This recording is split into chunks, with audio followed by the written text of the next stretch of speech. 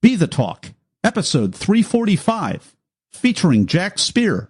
Welcome to Be the Talk. We go behind the talk 7 days a week for tips and techniques to help you change the world. I'm Nathan Eckel, and a talker myself. I'm interviewing others who change the world with their talk. You can too, even if you've never given a talk before. Let's get started with today's show. We are live with Jack Speer. Jack, are you ready to talk? I'm ready to talk, Nathan. How are you this morning? I'm great. And Jack Speer, if you haven't already recognized, is a newscaster at NPR, yes, National Public Radio in Washington, D.C. And in this role, Jack reports, writes, edits, and produces live hourly updates airing during NPR programming. Prior to joining the newscast unit in 2007, Speer was a correspondent with NPR's business desk. Jack Speer, welcome to the talk. Thank you for having me, Nathan.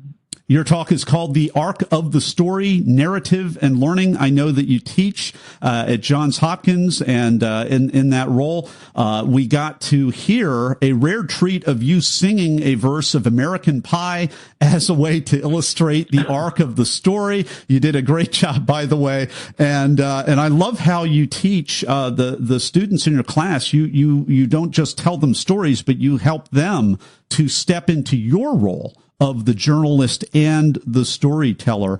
And there are all kinds of other benefits of stories, like bypassing the damage of stroke and bypassing some of the cognitive stuff so that we can learn faster. That's my summary of your talk. But please, Jack, please take us behind your talk, The Arc of the Story.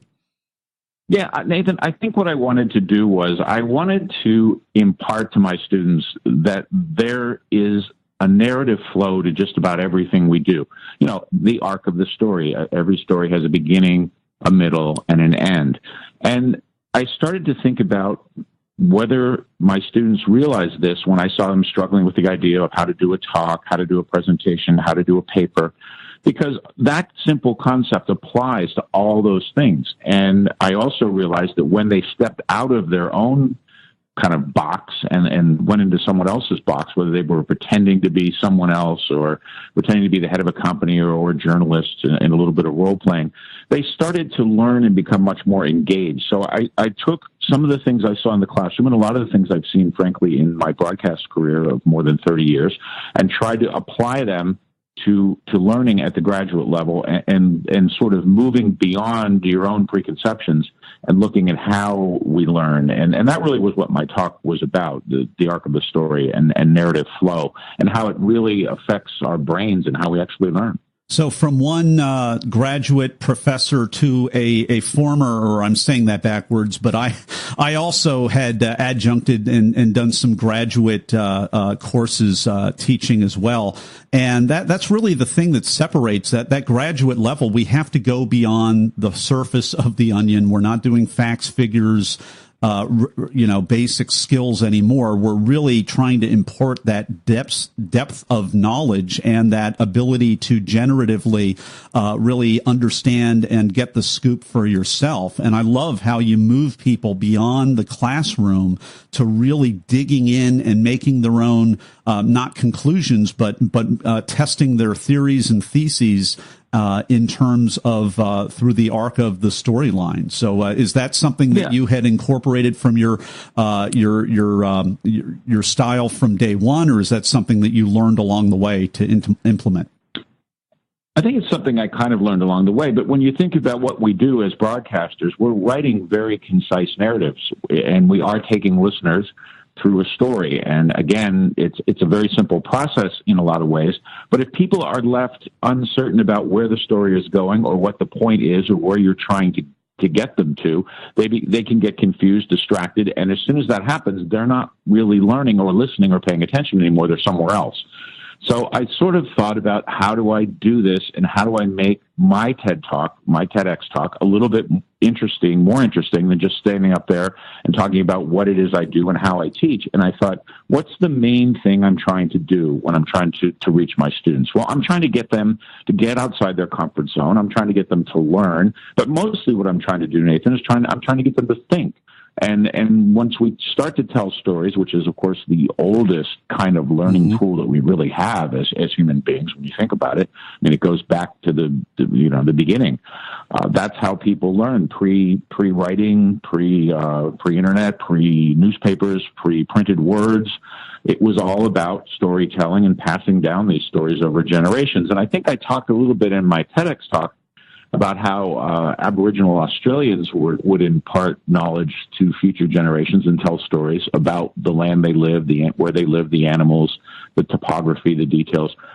And when people went back and looked at these things, they were surprisingly accurate, even though centuries had passed. And it just shows you that the power of narrative in terms of not only describing the world, the external world that you see around you, but your own internal world, the thought processes, how we process information, how our brains fire. All those things revolve in many ways around stories. And again, that simple idea of the story, the arc of the narrative, the beginning, the middle, and the end, helps us to wrap that all up. And I tell my students, tell your story and repeat parts of your story at the end and wrap it all up in a nice bow. And that's how people will remember what you have to say. And it's important in business when you're doing presentations, when you're writing white papers, when you're doing a simple interoffice memo. And that's what I really try to tell them. It's absolutely critical because, I mean, Talk Universe, you're listening to this right now. If you're in business, if you are an entrepreneur, if you haven't gotten on the story bandwagon and used story and the story framework to be able to communicate who you are, why you're different, how you benefit people, through the mechanism of story, you are missing the boat, because it seems like the most forward-thinking brands, they're all just telling stories right now. Even one of our favorite TED speakers, Simon Sinek, it's all about starting with why, and that is based off of Steve Jobs, who just started with why. Why are we different? Why are we thinking different? Why are we celebrating being different? So everything that Jack is talking about in his excellent talk is absolutely huge, and it really has broad application to whatever you're doing in your company right now. You could be an accountant, and if you learn, I guarantee you, if you learn how to speak in parables and stories, you're going to be a whole lot more interesting, persuasive, riveting to other people. Jack, what would you say about that as well? I think that's absolutely true. And I'm teaching a high percentage of the students who I'm teaching at the graduate level, because I teach at the Carey Business School, are finance students. So they're getting their MAs in finance. So, these are students who are going to sit around in the back office in some cases, being quants or whatever it is they're going to do, analyzing financial balance sheets.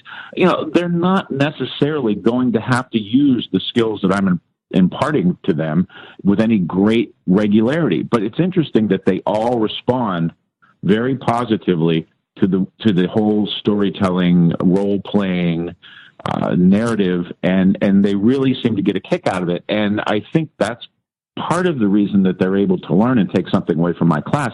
And I say to them, even if you don't have to do this or don't think you ever will, there's going to be a time when you're going to have to either present something to a board of directors, you're going to have to go to your boss, you're going to have to persuade someone to do something that you want them to do. And how do you do that?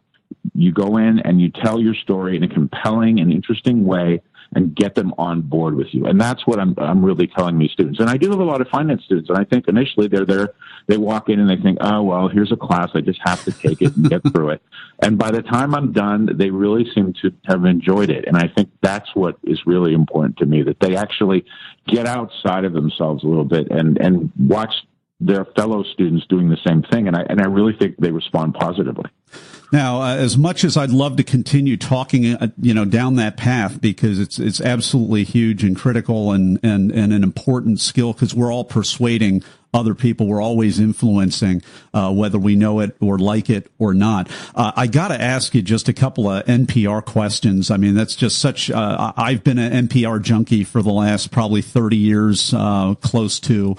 So many people love what you're doing down there. How did you get your foot in the door at NPR? I know you started all over the place, including in Cleveland and a few other stations. But what's the atmosphere like? What would you say about the experience of being able to create that kind of news journalism in your career? I think it's been a wonderful experience for me. I've been very, very fortunate to have been there for 20 years now. And I've seen NPR evolve from sort of a somewhat niche-y, more cultish kind of, for lack of a better word, broadcasting outlet to something that I think is much more accessible than it was. I think we have a much broader base. I think we're doing a lot of really interesting things right now beyond just the radio dial. I mean, we're one of the biggest podcasters now in the country. We're working with visuals. I did a little bit of Facebook Live for NPR in the past. We've messed around with video. We're doing NPR One, which is a whole nother way for people to get their news and information. But the way I got involved with NPR was I was a broadcaster in Washington, D.C., and I had been doing some business reporting. And I was doing local television and local radio, and NPR came to me saying, we want to expand our business footprint, and we want to try to take on, some of our competition. And so I came in to do that, and we did that for a while. And then I decided that I really wanted to kind of get out of the studio a little bit and do some traveling. So I was a business correspondent for about a decade, and I went around the country, and I did a lot of stories where I did talk to CEOs, and I spoke with kind of movers and shakers in the industry. I did interviews with everybody from, Malcolm, the guy who did the Bricklin, to Parker Beam, who was one of the heirs to the Beam bourbon fortune, who created his own distillery and his own brand. Malcolm Bricklin, I guess I forgot his name, but he did the Bricklin.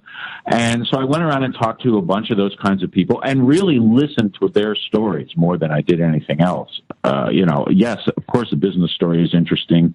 I spent a day with Alan Mullally from Ford, where we drove around a test car track, and he drove, and I asked him questions, and we talked about the company, but it wasn't really just about the company. It was more about his journey, how he got there, and what he hoped to achieve, having coming fairly recently from Boeing at that point. So I really enjoyed that, traveling around the country and meeting a lot of different people, entrepreneurs, people who were just kind of getting started, trying to figure out where their businesses were going, sometimes businesses that were failing. I spent a day with, one of the last door-to-door Fuller Brush guys. I mean, just interesting things that you learn so much about people by doing. Well, and so that was sort of my start at NPR. And then I moved into the anchoring part of it more. Amazing. So we've been enjoying this conversation with Jack Speer. His talk is called The Arc of the Story, Narrative and Learning. And we're going to pivot over to you in just a moment, Talk Universe, with the Blitz Round. Hey, Talk Universe. I hope you've been enjoying today's episode with today's guest. But you know what? Many people want more than that. Many people that listen to Be the Talk actually want to give a talk. And if that's you, you're not alone. Listen to the rest of this podcast. At the end, I'll have a free resource for you just for listening. And it's time for the Blitz Round with Jack Speer. I'm going to ask Jack a series of either-or questions related to the preparation and performance of his recent TEDx talk. Jack, are you ready? I'm ready. First off, I suspect I have a suspicion about this. First question: were you invited to speak, or did you apply? I was invited to speak. It was a group of people from Carey Business School, and they said, "Okay, we've gone through a list of professors, and students actually were the ones who made the recommendation." Interestingly enough, it wasn't the faculty. So they went and asked students, "Who would you like to see do a TEDx talk from the Carey Business School?" And I was one of, I think, 6 people that were chosen. I think we had about 6. And we all did different things. And I decided mine would be on the narrative and the arc of the story. And as you mentioned, I did decide midway through my TEDx talk to sing, which I was told was somewhat unusual. And I have to say, I thought about it at great length before I did it. It was sort of an optional part of my talk, but I decided to just kind of go for it. And I think it worked pretty well in terms of illustrating what I was trying to illustrate. I sang part of American Pie by Don McLean. And I think people it resonated with the audience. So I think it was a good idea, but I really, to the last minute, wasn't sure I was going to do it. But you took the leap.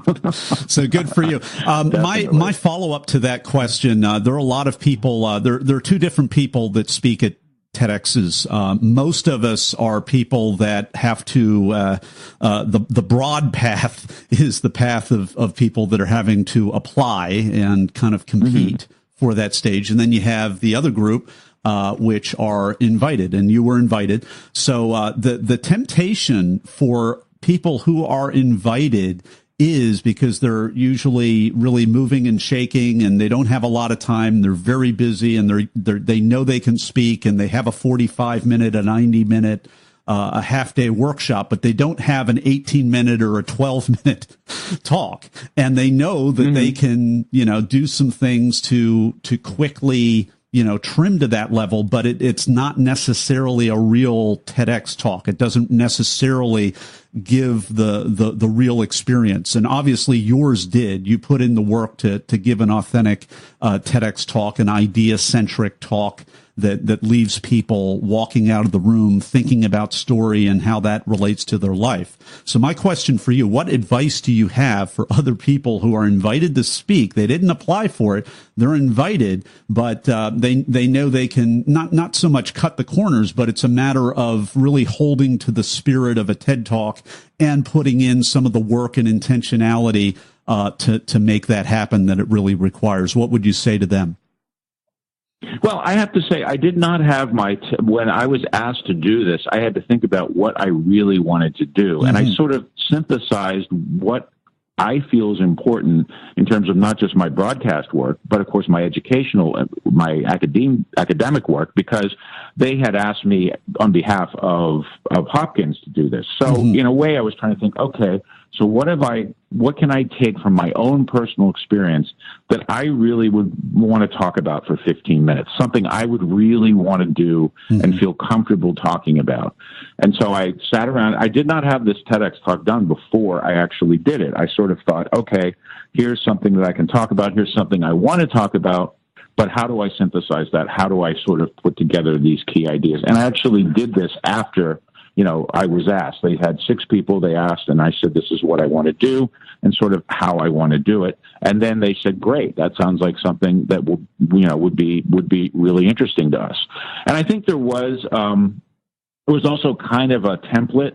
I think the idea was, explore, be engaged, something along the lines of what you want to do in terms of a broad overall concept. So sometimes that helps. I mean, if you're asked to do a TEDx talk, sometimes there is sort of a broad format where they want people to go, whether it's learning, whether it's engagement, whether it's something else. And I think that helps. So you sort of think, okay, well, what's my area of expertise? What do I feel strongly about? What things have I done in my life that will prepare me for this kind of a talk? And that's sort of how I got there. Well, but I think it sort of depends on how it's formatted. And sometimes you just think, I have something I really, really am passionate about and want to talk about.